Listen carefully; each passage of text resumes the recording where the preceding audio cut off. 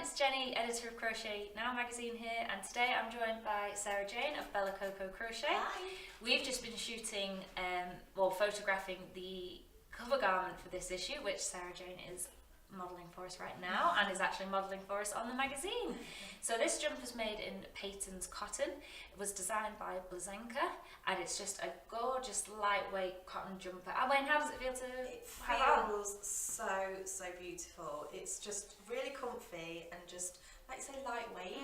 So it's a jumper but it's lightweight and it's just so pretty. Just like really great for layering up, I think. Yeah, absolutely. It's cold, it's winter now, so yeah.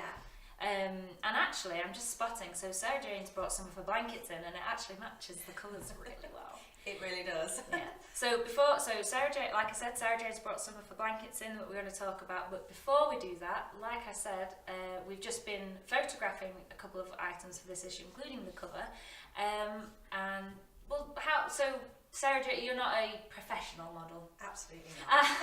So how did you find the shoot today? We just spent the last couple of hours, haven't we? Yeah, I just think it's really enjoyable. I mean, you guys are always so lovely and just felt really relaxed, but there was just something special about it. I mean, I think being able to wear projects that people have made and showcase them is just really good. And being in the studio is just completely different from everyday life, really. So I really enjoyed it. Yeah. What was your favourite part? Favourite part? I think again getting to showcase these gorgeous makes is definitely my favourite part. That's probably so I never wear them, but looking at them and just cooing over how pretty they are. Yeah. What did you not expect to happen, or what was the most surprising thing that happened?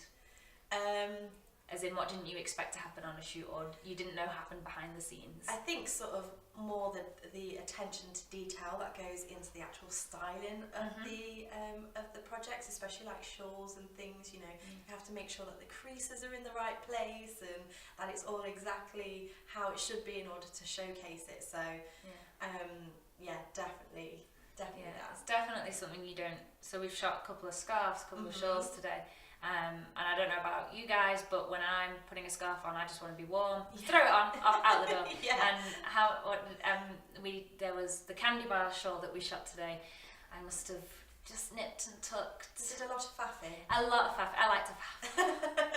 But you were very patient with me, and you've made everything look really good. It looks really good. So yeah. Well, the faffing worked. I hope it does. Showcasing the beautiful shawl. It was beautiful. It is a gorgeous shawl. Yeah, it is really nice. So like I said, Sarah-Jayne's brought some of her blankets today, and I just asked Sarah-Jayne to bring in some of your favourite special makes, things that are important to you. So you brought blankets, which of course we love. Yes. Yeah.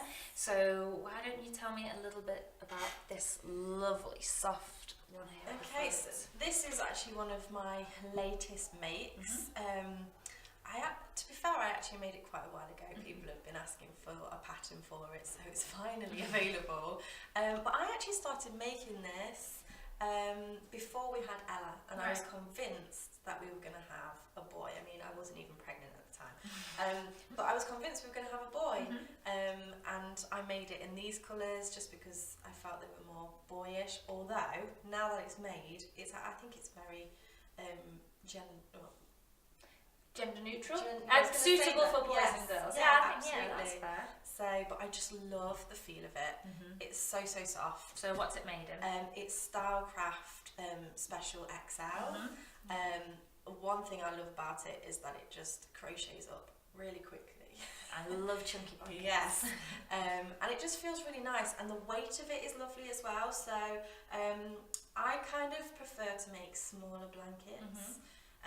Because sometimes I boycott them halfway through, which we'll talk about in a little bit. But yeah, it's just really nice. It's probably kind of a cot-sized blanket, but also equally good for like a lap blanket. You know, when you don't want something too big, but it also gives you that warmth. But a good bit of weight as well. You said, which I love a weighted blanket. It's just so comforting. Yeah. After a long day at work, just to sit under one, watch TV, just calms me right down. Yeah. So that's that one. So if you tell us a little bit about the one on top. So this next one is made with paint box. Oh yes. Simply Aaron. And this was actually one of my cals that I did, my crochet alongs, and it is based on an abstract painting that I saw. So it was actually a watercolour painting with all different squares, and as soon as I saw this painting I was like, that would make a really good blanket. And I just love the colours on this. It's really fun, it's really lively. The way I designed it is there are some simple squares and then there are some more technical squares. Oh, I see. So people could like add to their skills as they went along.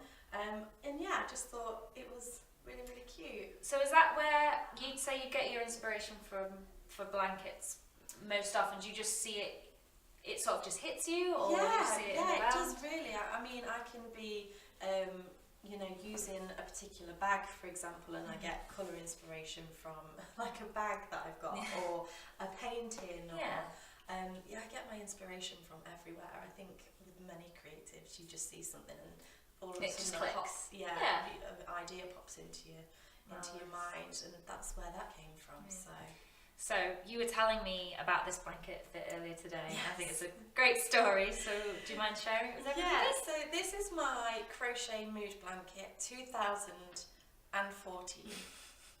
And we are now technically we're filming this before Christmas, but strictly speaking it's 2019 now. Yes, and it's still not finished.